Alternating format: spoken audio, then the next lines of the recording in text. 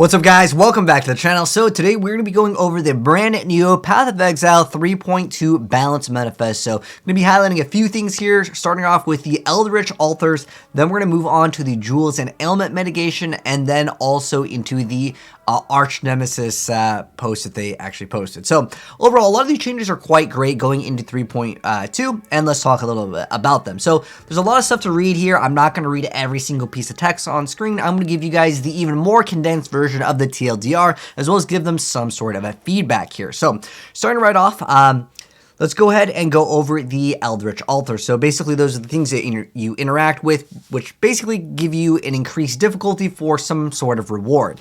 So instead of it offering some sort of reward, some of them will be removed, and I would say overall these are nice changes. So some of these small ones like smaller currencies, they don't offer that anymore, which is really nice.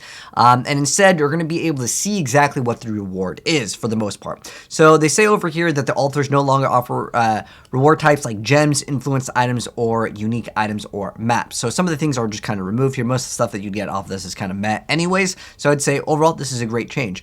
They say that the basic currency reward has been split up into specific currency rewards. So now the map boss will drop 3 vault orbs instead of map boss drops 3 basic currency items. So overall, this is a great change. You get to see what the reward is, and obviously you're going to know what the difficulty is, and whether it's like they deal more damage or they're going to have extra resistances, stuff like that. So I think this is a very nice change for the endgame system, so you can see exactly what you're going into, especially for those players that are interested in playing hardcore.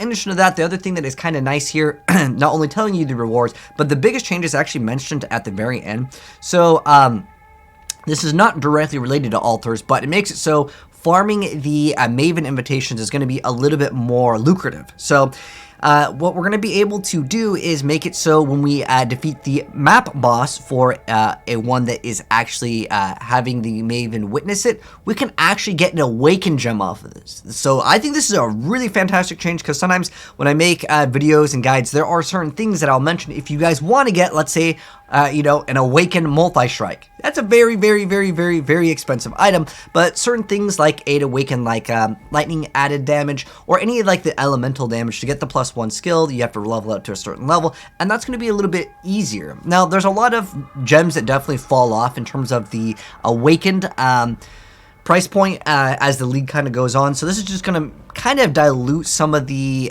prices, so it's going to make them a little bit cheaper. I'd say overall, if anything becomes cheaper, I'd say that's great for the casual experience, and especially for people that just need that extra damage, because if you think about it, most of the Awakened gems got nerfed a long time ago. I think this was back in like Expedition anyways, but at the same time, I think that this is overall a pretty good change. They're redesigning the Wrath of the Cosmos. Basically, you can't double dip into them, so basically overall a nerf to people that would like to get both of those.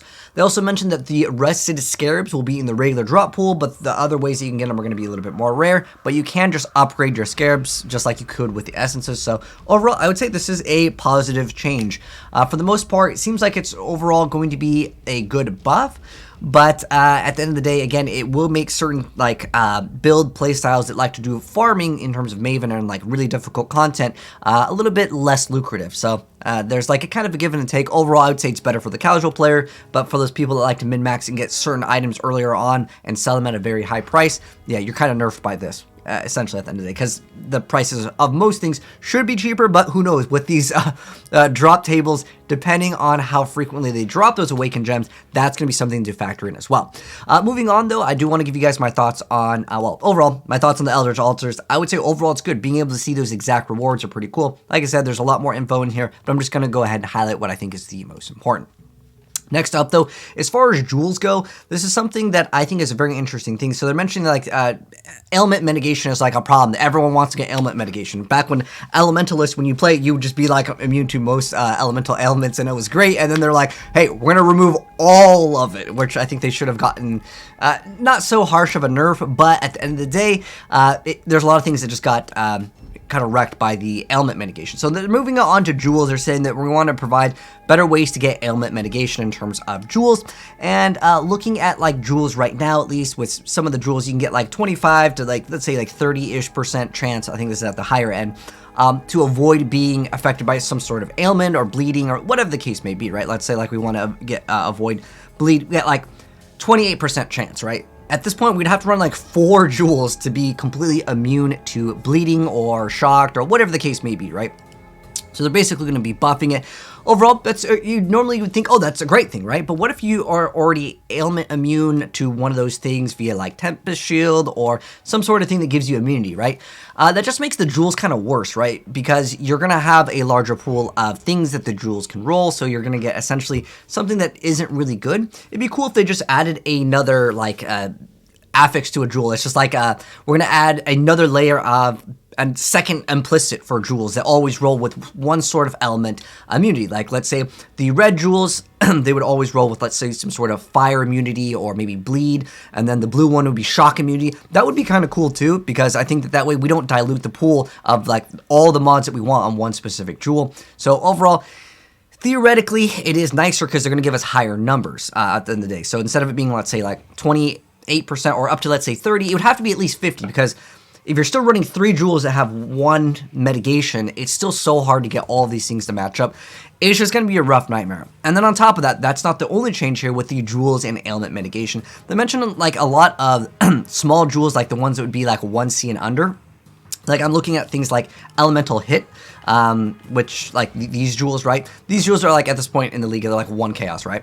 So they're going to be making it so some of these unique jewels just simply don't drop in the game. So what's the upside with this? Well, we're going to be making it so all of the unique jewels that do drop are actually going to be a lot better. So, yeah, that's definitely something a lot nicer to have, but for those people that do need those build enabling like gems, like if you're playing Elemental Hit, you obviously want some sort of combat focus, right, to get one certain element. If your build needs a very specific thing, they're going to be making it easier to actually get. They mention it over here in the post, so let me type in the word build. So there's some build enabling jewels that are going to be making it so there is some sort of like vendor recipe. So I think this is an awesome change. So that way, for any of those people that are playing like solo self-found, this is great, as well as for like my beginner guides, because next league I was planning to go Elemental Hit unless there's some sort of brand new jewels that we can mess around with. This is something that I'm kind of looking at. So that's kind of a nice change overall. That's the stuff that I really wanted to highlight with these jewels over here. So yeah, some jewels were basically going to be deleted. I think they mentioned like Fireborn, which I actually used to like playing back when I used to play Oro's Flicker Strike, but they're mentioning that like Fireborn Crimson Jewel has no value. So to make it more useful, they're going to be like basically deleting a lot of like useless jewels. So instead of deleting them, I honestly think that they should increase these numbers by a huge amount. So like, let's say Fireborn, it converts, I think, most things into fire damage. They could have been like increases to fire damage at like 200, 300% value. Make it so these jewels are more interesting and more lucrative to actually get. Opening up more builds is kind of what I would say is a little bit more interesting than just deleting it out of the game, right? But yeah, so they would change it. We're just going to remove a jewel in its current form. So maybe they're going to be buffing it or changing it completely. I don't know, but I just think that would be kind of a cool idea. All right, so on to Archnemesis. Overwhelmingly, I would say most people are very excited about this. So what are they doing with the Archnemesis monster? So this was just like a huge win on Reddit, as well as like other like Path of Exile forums. Basically, they're kind of deleting Archnemesis. And what I mean by kind of deleting it is before they make it so these Archnemesis monsters had so many mods that, like, I would tell you guys, if you guys want to know what some of these things do, and some of these things in Calandra were just way, way overtuned. Like, they would just go up to you and one-shot you. And I could, like, not die for, like, the whole day. I come up to one random Archnemesis monster and I just get absolutely obliterated. I have to leave the map. It one-shots. It's super fast. It teleports to me. It's got Flicker Strike. It's just like, it's like unfair. It just comes to the point where I'm just like, how much mitigation do I need to actually prevent me from dying to this one monster that has all of these, like, a set of rolls, right? So, basically, what it comes down to is before, when you look at like an Archnemesis monster, it'd be like Abra Touch or Kali Touch, and they would have like several of these mods, right? Now they're basically changing it to sum it up over here. The mods do one specific thing. So I think they mentioned like some molten. I'm gonna go to, oh, it's not molten. So is it fire or something? There's some sort of fire mitigation. I think what they mentioned was like magma barriers. I think, what is it? Magma barrier? Barrier. Okay, so here's an example. They put like a whole bunch of different things if you were to look it up on magma barrier. Okay, so here's what magma barrier does. You'd have to like go to another website to check this out, because it wasn't just like in the game. You couldn't just mouse over and it would tell you, oh, this is what magma barrier does. But it gives you all of these mods, right? But now they're gonna make it so now what does it do? where it says the new equivalent modifier just puts a magma barrier on the monster and it does nothing else. So instead of having like all of these mods, right, where it has a little barrier and all these things, it just has like just the barrier. So overall, this is a great and I would say good change to the game overall.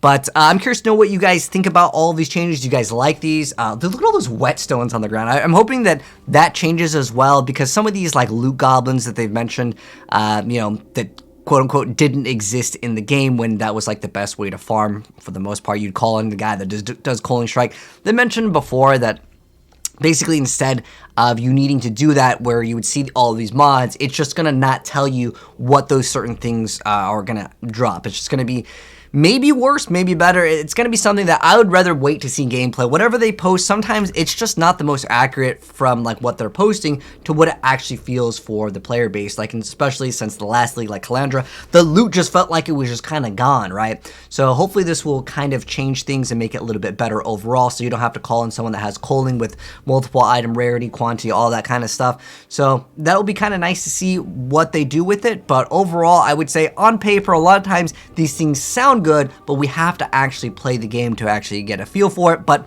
obviously, like I said, I'm really excited about some of these build enabling jewels to be able to be just vendor recipeed. But let me know your guys' thoughts on anything that we talked about down below, and I'm actually really excited for it next week because I've been kind of itching to play some action RPGs. If you guys are new here and do want to see 3.2 or more Path of Exile or other gaming content, because I like to play lots of games here, and this is your first time here, hit subscribe to that bell and you'll definitely see more. Take care, and I'll see you in the next video, and let me know your thoughts down below. Peace!